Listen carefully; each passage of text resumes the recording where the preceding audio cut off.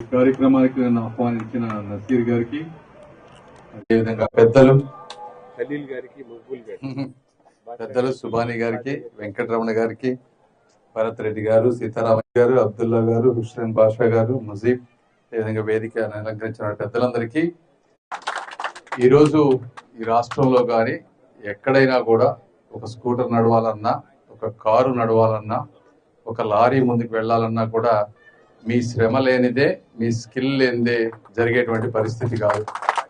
నేను చూస్తా ఉన్నాను, నేను వచ్చిన దగ్గర నుంచి మీరు ఉండే నివాసాలు ఉండే ప్రాంతాల్లో పర్యటించాను.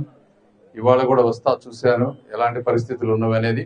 రోడ్ల విషయం వస్తే తప్పించి, అదేవిధంగా ఈ వాటర్ సమస్య కానీ, మీకు కావాల్సిన ఫెసిలిటీస్, గబక్కనేదైనా యాక్సిడెంట్ అయితే దగ్గరగా వెళ్ళి చేసుకునేటువంటి ఒక ఎమర్జెన్సీ హాస్పిటల్ ఫెసిలిటీ కానీ, ఫైర్ ఇంజిన్ సౌకర్యాలు కానీ, ఇవన్నీ కూడా నేను వింటా ఉన్నాను. ఏవేంటి మీరు ఎంత ఇబ్బందులు పడుతున్నారు అనేవి ఇవన్నీ నాకు అర్థమవుతా ఉన్నాయి.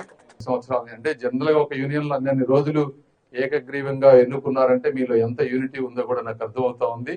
అలా యూనిటీ ఉంటే రాజకీయ నాయకులుగా మాకు కూడా ఒక పని చేయాలంటే చాలా ఈజీ. ఎందుకంటే మీరు ఆ సమస్యలన్నీ వారి దృష్టికి తీసుకెళ్తే వారితోటి మాట్లాడి తప్పనిసరిగా కలిసికట్టుగా మీ ప్రాంతానికి మీరు ఎప్పుడు చూడనటువంటి అభివృద్ధి సాధ్యమైనంత శక్తి మేరకు మేము చేయడానికి మాకు ఈజీగా ఉంటుంది.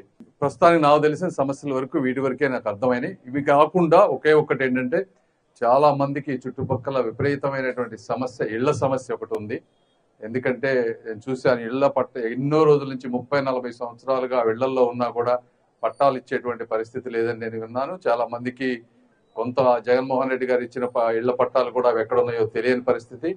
తెలుగుదేశం పార్టీ వచ్చిన తర్వాత తప్పనిసరిగా ఈ రోడ్లు, డ్రైనేజీ, వాటర్ కాకుండా ఇళ్ల సమస్య కూడా కంపల్సరీగా మేమిద్దరం టేకప్ చేస్తాం.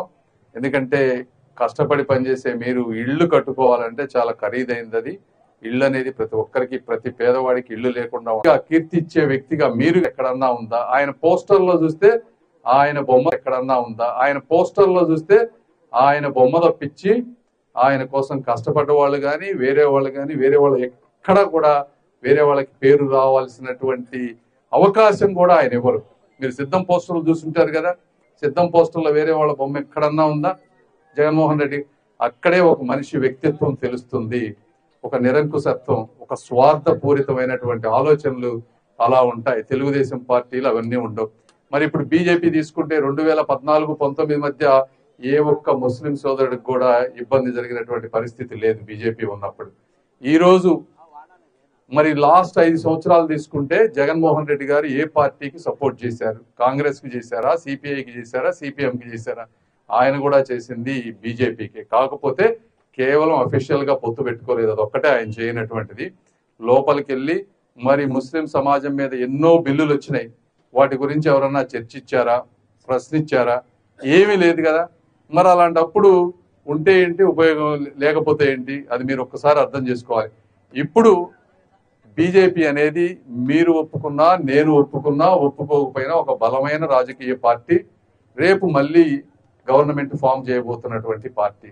ఈ రాష్ట్రం ఉన్నటువంటి అప్పులు, అమరావతి బాగు చేయాలన్నా, కట్టాలన్నా, రాజధాని, పోలవరం ఫినిష్ చేయాలన్నా, లేకపోతే ఏమైనా ఇండస్ట్రీస్ తీసుకురావాలన్నా, ఇవి కాకుండా ఢిల్లీ వెళ్ళి గవర్నమెంట్ పనులే కాదు వేరే ఏ అధికారులతో మాట్లాడాలన్నా కూడా బీజేపీ వాళ్ళ సహకారం లేకపోతే ఎవ్వరు పనిచేయనటువంటి పరిస్థితి. వాళ్ళు ఒక్క ఫోన్ కాల్ చేసి వద్దు అంటే మొత్తం ఆగిపోయేటువంటి పరిస్థితి అక్కడ.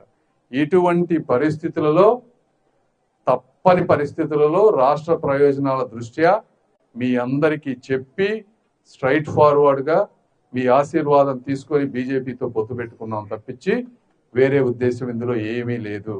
మీరు ఒక్కసారి జగన్మోహన్ రెడ్డి గారిని అడగండి, మీరు ప్రశ్నించండి. ఓకే, మేము బీజేపీ, మీరు ఎవరికి సపోర్ట్ ఇస్తారు? మీకు సపోజ్ ఏదో 2, 3, 4 ఎన్నో ఎంపీ సీట్లు వస్తే మీరు ఏ పార్టీకి సపోర్ట్ చేస్తారు? మీరు కాంగ్రెస్ కి చేస్తారా? ఎవరికి చేస్తారో కూడా వాళ్ళని అడగండి వాళ్ళు వచ్చినప్పుడు. ఇవి కాకుండా ఎవరైనా సరే రిజర్వేషన్ల గురించి కానీ తప్పుడు ప్రచారం చేసినా, లేకపోతే మీ హక్కులకు కానీ మీ స్వేచ్ఛకు కానీ భంగం కలిగించేటువంటి ఏ పనులు చేసినా కూడా దానికి అడ్డుకోవటానికి, ప్రశ్నించడానికి, పోరాడటానికి నజీర్ గారు కానీ నేను కానీ తప్పకుండా ఉంటామని మీ అందరూ గుర్తుపెట్టుకోవాలి. మీరు ఎటువంటి భయాలు కూడా పెట్టుకోవద్దు. అవసరమైతే అటువంటి పరిస్థితులు అయితే రాజీనామాలు చేయడానికి కూడా అలాంటి వ్యక్తులు సిద్ధత లేదు. డబ్బు ఖర్చు పెట్టాము కదా, ఈ 5 ఏళ్ళు పదవి పట్టుకుని ఊగులాడాలనేటువంటి వ్యక్తిత్వం ఉన్నటువంటి వ్యక్తిని కాదు నేను. కాబట్టి మీరందరికీ నేను మాట ఇస్తా ఉన్నా, ఎట్టి పరిస్థితుల్లో కూడా దాన్ని ఏ విధంగా సామరస్యపూర్వకంగా ఫైట్ చేయాలో చేస్తాం. రాష్ట్ర ప్రయోజనాలని, వ్యక్తుల ప్రయోజనాలని బ్యాలెన్స్ చేసుకుంటూ, తెలుగుదేశం పార్టీ ప్రయోజనాలను కూడా బ్యాలెన్స్ చేసుకుంటూ ముందుకు వెళ్తాము. అటువంటి సమర్థత ఉన్నటువంటి లీడర్షిప్ క్వాలిటీస్ ఉన్నటువంటి వ్యక్తులం మేమిద్దరం. అదేవిధంగా నజీర్ గారు మరి 5 సంవత్సరాల నుంచి కష్టపడతా ఉన్నారు. తెలుగుదేశం పార్టీ మీద ఎన్ని కేసులు పెట్టినా నాయకుల మీద అండగా ఉన్నారు. మీరు ఏ రోజు పొద్దున్న నుంచి సాయంత్రం వరకు ఎప్పుడు ఫోన్, యువకులు అవతల వ్యక్తి 10 సంవత్సరాల నుంచి ఇక్కడ ఉన్నారు, మీరు చూస్తా ఉన్నారు ఎంత అభివృద్ధి చెందిందో. ఆయన గంజాయి అమ్ముతా ఉన్నారు. ఇలాంటి పరిస్థితుల్లో ఒక్కసారి కొత్త వాళ్ళకి అవకాశం ఇవ్వండి. మీరు చూడండి, 2-3 సంవత్సరాల్లో ఇద్దరం కలుపుకొని ముందుకెళ్ళి అవినీతి లేకుండా మేమిద్దరం మా శక్తి మేరకు కష్టపడి మీ అందరికీ మంచి చేస్తామని తెలియజేసుకుంటూ, ఈ అవకాశం ఇచ్చిన మీ అందరికీ కూడా మనస్ఫూర్తి కృతజ్ఞతలు తెలుపుకుంటూ సెలవు తీసుకుంటున్నాను.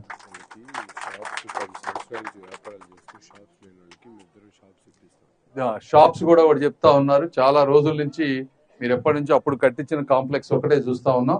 ఆ షాపింగ్ కాంప్లెక్స్ కూడా అవసరం అయితే, ఇదే కాదు ఇప్పుడు వరకు తెలిసి నాకు 5-6 ప్రాబ్లమ్స్ తెలుసు.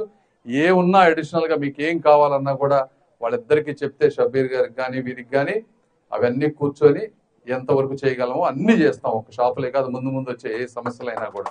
కాబట్టి థ్యాంక్ యూ.